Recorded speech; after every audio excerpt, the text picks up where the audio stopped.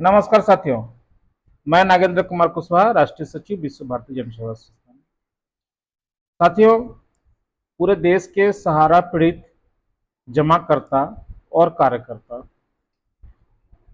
को आज यह बताना चाहता हूं कि सहारा इंडिया का जो स्कीम है, जिसके कारण हम लोगों का भुगतान नहीं मिल पा रहा है, सहारा सेबी में बकाया 9,000 करोड़ रुपया नहीं जमा हो पा रहा है, जिसके वजह से लगातार हम लोगों की परेशानियां बढ़ते जा रहा है। सहारा इंडिया का स्कीम जितना हम लोग सोच रहे थे, उससे भी कई गुना ज्यादा है। पहले हम लोगों को लगता था कि सहारा इंडिया का पैसा हम लोगों को नहीं मिल पा रहा है तो सरकार जिम्मेवार है, सहारा जिम्मेवार है या कोई और जिम्मेवार है।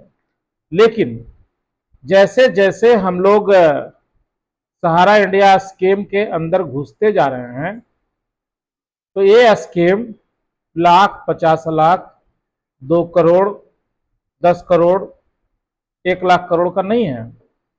ये टोटल स्कीम जो है, जो अभी तक हम लोगों को लग रहा है कि 5 लाख करोड़ रुपए से ज्यादा का है। 5 लाख करोड़ से ज्यादा का। सहारा इंडिया जो दावेदारी करता था कि हमारे पास देनदारी से 3 गुना ज्यादा की संपत्ति है, जमाकर्ता और कार्यकर्ता इस बात पे भरोसा भी करते थे, क्योंकि लगातार वो लोग अखबार में इस प्रकार का विज्ञापन भी देते थे। और ये संपत्ति कहीं ना कहीं हम लोगों को भी लग रहा है कि ये था, लेकिन वो संपत्ति जिसके लिए था उसको नहीं मिला। यानी कि सहारा से भी विवाद 24,700 करोड़ रुपए का है। 9,000 करोड़ रुपए लगभग उसमें और जमा करने थे। 9,000 करोड़ रुपए अगर जमा हो जाता तो सहारा सेबी का केस क्लोज हो जाता और कोऑपरेटिव सोसाइटी के लिए जो हम लोग वहां लगाए हुए हैं उसकी सुनवाई चालू हो जाता। सहारा इंडिया इस चीज को भांप गया और वो सोचा कि पैसा जमा ही नहीं करेंगे और तारीख पे तारीख लगवाते रहेंगे, नया नया वहां पे सगुफा लेके जाएंगे, कभी प्रॉपर्टी बेचने के नाम पे, कभी ज्वाइंट वेंचर के नाम पे, और अब नया सगुफा है अडानी डील के नाम पे। और इसको इस तरह से घुमाते रहेंगे कि जजमेंट आए ही नहीं, वो सहारा सेबी का केस क्लोज हो ही नहीं, ताकि हमको जमाकर्ताओं का भुगतान नहीं देना पड़े, हम सहारा सेबी का रोना रोते रहें।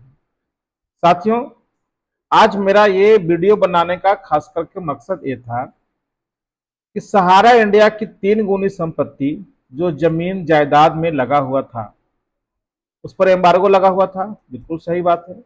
लेकिन माननीय न्यायालय ने 2016 में जब इसको छूट दिया कि उन प्रॉपर्टियों को बेच करके 90% सर्किल रेट से कम नहीं होना चाहिए और उन प्रॉपर्टियों को बेच करके आप सहारा सेबी में पैसा जमा कर सकते हैं, सहारा इंडिया इस ऑर्डर का भी मजाक बना कर रख दिया और जितनी भी संपत्तियां बेची गई उसमें से नाम मात्र का कुछ पैसा वहां जमा करवाया गया और बाकी संपत्तियों को पैसा बेच करके औने पौने दाम में देश विदेश में खपा दिया गया। उस पैसे से इन लोग अपना पर्सनल प्रॉपर्टी बना लिया। मैं जो बात कह रहा हूं वो पूरा प्रमाण के साथ कह रहा हूं, क्योंकि 71 प्रॉपर्टी का जो जमीन का लिस्ट वहां जमा था सेबी में, उसमें से लगभग 20 ऐसी संपत्ति का कागजात आज हमारे पास है जिसमें स्पष्ट रूप से है कि उसमें सेबी का गाइडलाइन, माननीय सुप्रीम कोर्ट का गाइडलाइन पालन नहीं हुआ। उन संपत्तियों को बेचा गया और उसका पैसा सेबी में नहीं जमा किया गया और वो पैसा देश विदेश में खपाया गया। उस पैसे से ये लोग अपना निजी संपत्ति बना लिए। अगर वो पैसा इतना ज्यादा था, जो 20 प्रॉपर्टी ही हम लोगों के पास नजर आ रहा है जिसका भी कागजात अपने पास हम लोग जमा किए हैं, केवल उन प्रॉपर्टियों की बात करें तो आज बाजार वैल्यू उसका कम से कम 40,000, 50,000 करोड़ रुपए से ज्यादा का होगा। यानी कि 9,000 करोड़ रुपया उस प्रॉपर्टी को बेच के आसानी से सेबी में पैसा जमा हो जाता और बाकी पैसे से लोगों का भुगतान भी हो जाता। मैं केवल अभी 20 प्रॉपर्टी की बात कर रहा हूं, बाकी तो भी और बहुत सारा ज्यादा है जिसका कि हम लोग लगातार जांच कर रहे हैं। दूसरी तरफ ये जो स्कैम सहारा लगातार जो किए जा रहा है, जो पब्लिक का धन था उसको लूट करके खा जा रहा है, देश का पैसा विदेश से भेज करके ये लोग खुद भी वहां चला गया और वहां से सारा काम ये लोग कर रहा है। तो सरकार क्या कर रही है? केंद्र सरकार के पास में इतना हम लोग पत्राचार किए, उनका अपना जांच होता है, उनको अपना इंटेलिजेंस होता है जिसके माध्यम से उनको पूरी जानकारी मिलती है। आज जैसे देश के और कुछ लोग पहले भागे, और वो भागे 5,000, 10,000, 20,000 करोड़ रुपए तक लेकर के, और इन लोग पूरा देश का गरीब लोग का पैसा लेकर के लगभग 5 लाख करोड़ रुपया लेके विदेश में मस्ती कर रहा है, और केंद्र सरकार मुख दर्शक बनकर के देख रही है। केंद्र सरकार अगर चाहती तो जिस प्रकार विदेश से और लोगों को मंगवाया जाता है, बुलाया जाता है, रेड कॉर्नर नोटिस जारी करके इंटरपोल के द्वारा उनको ये किया जाता है, इन लोगों के साथ भी वही सलूक करना चाहिए था, लेकिन सरकार नहीं कर रही है, कहीं ना कहीं सह देने का काम कर रही है। मतलब कि केंद्र सरकार भी नहीं चाह रही है कि हम लोगों का भुगतान हो। सहारा इंडिया रिफंड पोर्टल बना दिया गया, जब जब इलेक्शन आता है तो उसमें से 5,000 करोड़ रुपए रिलीज करा दिया जाता है, और उसमें हम लोग जैसे कुत्ता को रोटी फेंका जाता है उस तरह से हम लोग 10,000, 20,000, 50,000 लेने के लिए टकटकी लगाए रहते हैं, जबकि हम लोगों का पैसा एक एक जमाकर्ता का 50,000 ही नहीं है, किन्हीं का 10 लाख है, किन्हीं का 20 लाख है, किन्हीं का 1 करोड़ और किन्हीं का 2 करोड़ तक है। और ऐसा भी नहीं कि एक काला धन है, बहुत सारे नौकरी पेशा लोग, सेना के जवान, किसान बंधु जो उस पैसे को जमा किए हैं उसका बाजाप्ता आईटीआर में उसको दिखाए भी हैं, इसलिए आप ये नहीं कर सकते कि उनका ब्लैक मनी है। सबका व्हाइट मनी है, सबका मेहनत का पैसा है, चाहे वो छोटे निवेशक का हो चाहे बड़े निवेशक का हो। छोटे निवेशक को अगर 5,000 पोर्टल से दिया जा रहा है निकाल करके 50,000 करके, तो बड़े निवेशक क्या इस रफ्तार से इस जीवन में पैसा ले पाएंगे? नहीं ले पाएंगे। अभी देखिएगा 2027 में उत्तर प्रदेश का चुनाव है, 2026 के अंत में फिर 5,000 करोड़ रुपया निकाल लिया जाएगा, क्योंकि 15,500 करोड़ रुपया इन लोगों ने जमा कराया था, ब्याज लेकर के 25,000 का लगभग था, लेकिन ब्याज तो मिलना है नहीं, जो मिलना है केवल यही मिलना है, और ये अंतिम 5,000 करोड़ और मिल जाएगा। और इसी पैसे को दिखा करके, जैसे अभी अन्य राज्यों में चुनाव जीता गया, उत्तर प्रदेश का भी चुनाव जीतने का पूरा प्रयास किया जाएगा कि हम पैसा दे रहे हैं, 8,000 दे दिए तो 10,000 दे दिए, जबकि कितना है वहां पे लोगों का बकाया ये सरकार कभी नहीं ये कर रहा कि इंटरेस्ट लेकर कितना होगा। तो केंद्र सरकार का भी रुख अच्छा नहीं है। तीसरी तरफ आज देश के कई न्यायालयों से, चाहे वो झारखंड हो या अन्य राज्य हो, कई राज्यों से, कई न्यायालयों से सहारा के टॉप जो अधिकारी थे, चाहे मैडम सपना राय हो, डी के श्रीवास्तव हो, सुशांतो राय, सीमांतो राय हो, नीरज कुमार पाल हो, या जो भी टॉप क्लास के जो अधिकारी थे, सबके नाम से वारंट निकला हुआ है। वारंट निकले हुए 1 साल से ज्यादा हो गया है, लेकिन इनकी गिरफ्तारी नहीं हो पा रही है। आज छोटा छोटा लोग पॉकेटमारी कर ले, किसी के घर में चोरी कर ले, मोबाइल चोरी हो जाए, तो कहीं से पताल से भी खींच करके पुलिस लाकर उनको गिरफ्तार करके जेल भेज दे रही है। लेकिन जो लोग 5 लाख करोड़ रुपया गरीब का मार के बैठे हुए हैं, ये सफेद पोस्ट डकैत लोगों को गिरफ्तार करने में प्रशासन का पसीना छूट रहा है, उनको नहीं मिल रहा है। जबकि हम लोगों को पता चल जा रहा है कि कौन सा अपराधी, कौन सा वारंटी कहां पे छुपा हुआ है, कहां पे अपने बच्चे की पार्टी कर रहा है, कहां पे शादी ब्याह में सब शामिल हो रहा है, सब कुछ पता है, लेकिन प्रशासन को पता नहीं चल पा रहा है कि वो कहां है।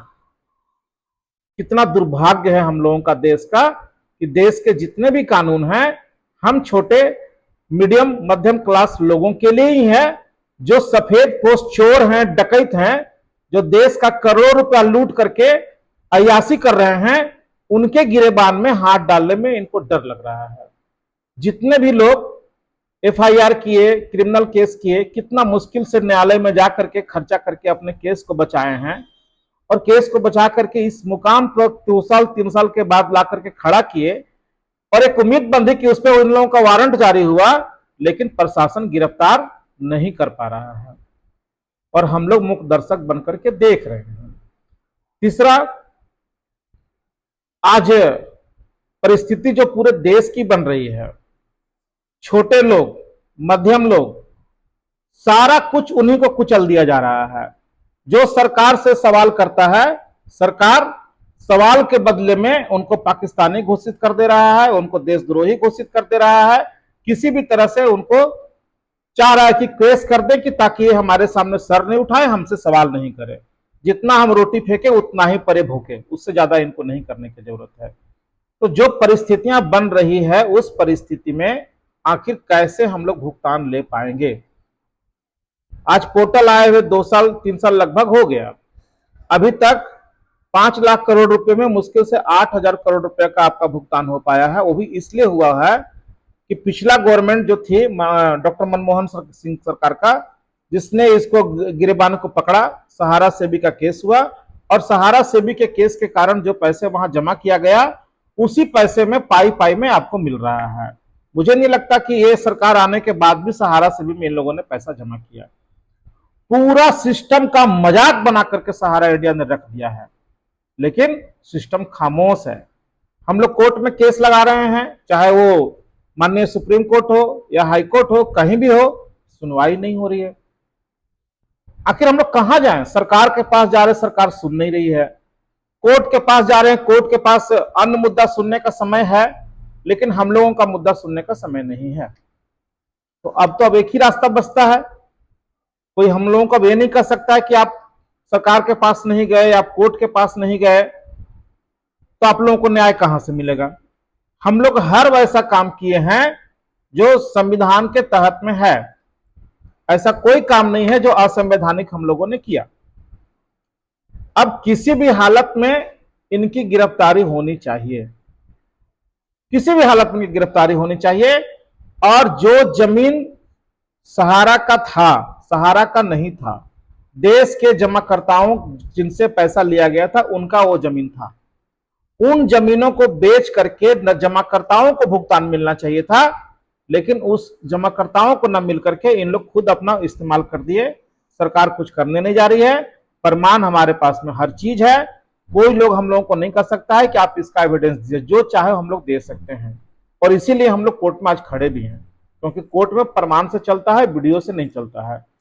तो साथियों, अब अंत समय आ रहा है। चूंकि ये लड़ाई लंबी हो गई, लंबी इसलिए हो गई कि हम लोग भी कुछ समझ नहीं पाए कि सहारा इंडिया का स्कैम कितना है, और कुछ लोग समझ के भी हम लोगों को गुमराह करने का काम किए। ये लड़ाई अलग तरीके के है, सहारा सेबी का विवाद है, तो ये है अब ठीक हो जाएगा, अब ठीक हो जाएगा। इस वजह से लड़ाई खिंचता ही चल गया, और जो लोग लड़ाई लड़ रहे हैं उन्हीं को टारगेट भी किया जा रहा है।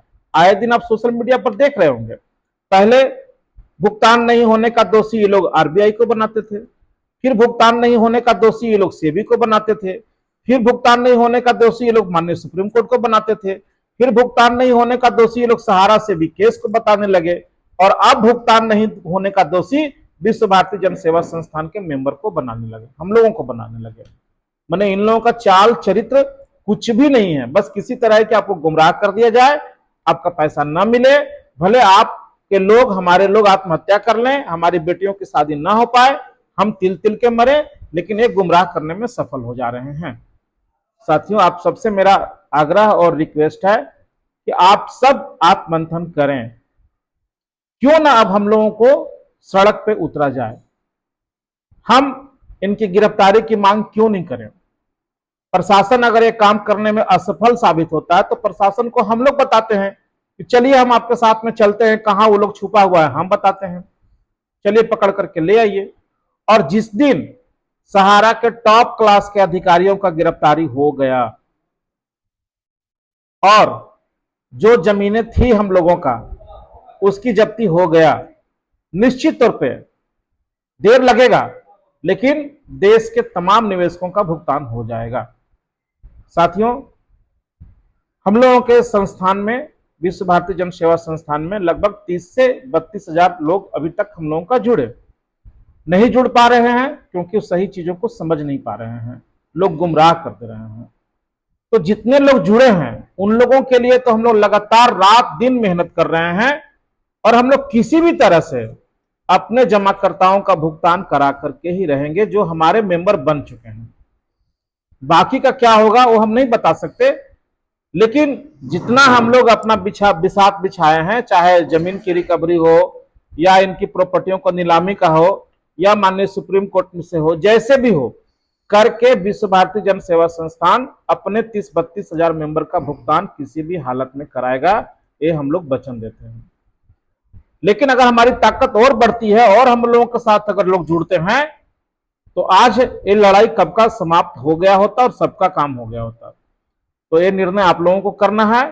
अब समय आ चुका है कि हम लोग भारी से भारी संख्या में कहीं सड़क पर उतरे और हम लोग सरकार से मांग करें कि इनकी गिरफ्तारी हो, सहारा की संपत्तियां जब्त हो और विश्व भारती जन सेवा संस्थान के जितने भी मेंबर हैं उनका भुगतान हो। तो हम लोग उसके लिए पूरा प्रारूप बना रहे हैं। हमारा बहुत जल्द 14 तारीख को गवर्निंग कमेटी की मीटिंग है और उसके बाद हम लोग निर्णय ले लेंगे कि अगला स्टेप हमारा क्या होगा। तब तक के लिए आप लोग इंतजार करें, आत्ममंथन करें कि आखिर आपका भुगतान होगा कैसे। धन्यवाद, नमस्कार, जय हिंद।